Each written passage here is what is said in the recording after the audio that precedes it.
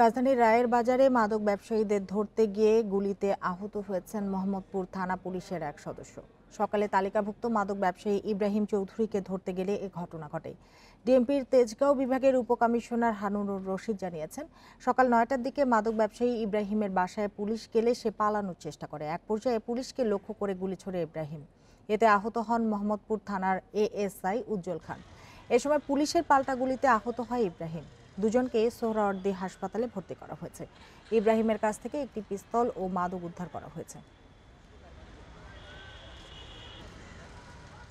Listed মাদক ব্যবসায়ী অন্য একটা বাসা অবস্থান করছে। সে খবর পেয়ে যাওয়ার সাথে সাথেই ওই মাদক ব্যবসায়ীর উপর টের পেয়ে গেছে। তারা তখন এই আমাদের এএসআই উজ্জ্বল খানের দিকে গুলি করছে। গুলিতে তার প্রথম পায়ে লাগে, আরেকটা গুলি তার মাথার উপর দিয়ে তখন সে তাৎক্ষণিকভাবে এই গুলি করার পরেও সে দৌড়ে গিয়া সেও একটা গুলি করছে তার পিস্তল থেকে, তাকে ধরতে পারছে।